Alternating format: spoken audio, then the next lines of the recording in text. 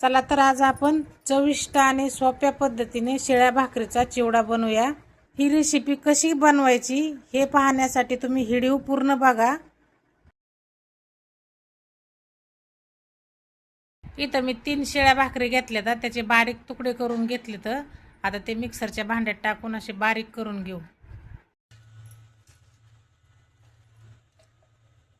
आता हे मिक्सरच्या भांड्यात टाकले। आता आपण याला असं बारीक करून घेऊ एकदम। हे बघा अशा पद्धतीने बारीक करून घ्यायचे। आता आपण ह्या भांड्यात त्याला काढून घेऊ।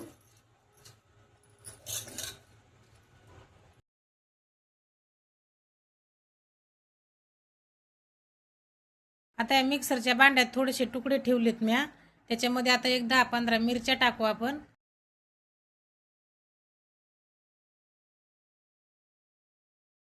आणि 10-15 लसणाच्या पाकळ्या टाकू आणि ह्या तुकड्याबरोबर ह्या मिरच्या बारीक करून घेऊ। ह्या तुकड्यामध्ये मिरच्या आणि लसूण एकदम मिक्स झालाय। आता आपण ह्याच्यात काढून घेऊ।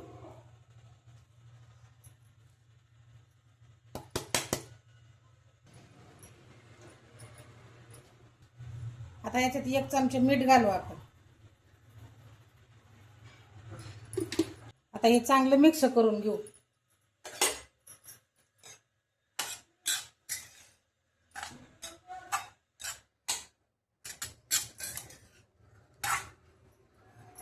आता आपलं मिक्स झालं हे सगळं। आता कढई तापाय ठेवली।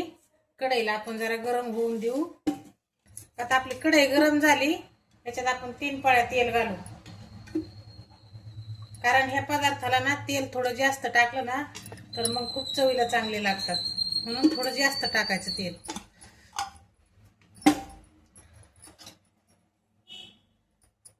आता इथे अर्धा चमचा मोहरी टाकली याच्यात। आता आपला मोहरी तडतडली। अर्धा चमचा जिरे घालू आणि हा एवढा कढीपत्ता टाकू। एक 8-10 पानं कढीपत्त्याचे टाकू।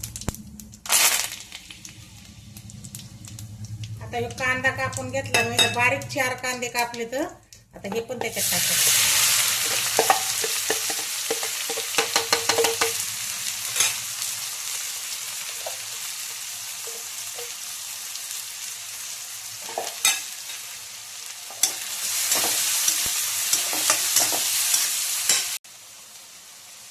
त्या कांद्यात पाव चमचा आपण हळद घालू।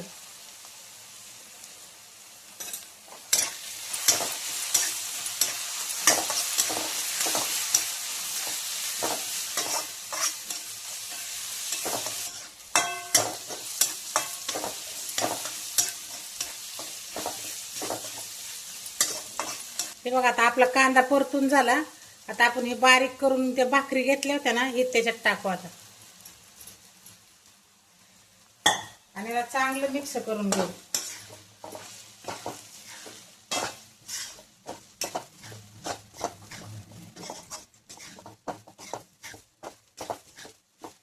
आता याला मिक्स करून झालं।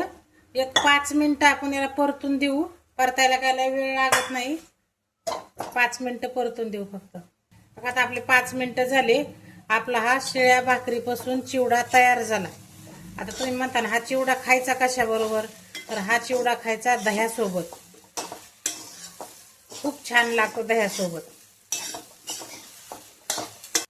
तुम्हाला जर ही रेसिपी आवडली ना तर आमच्या चॅनलला लाईक करा, शेअर करा आणि सबस्क्राईब करा आणि कमेंट करून सांगा की कसं लागतोय म्हणून।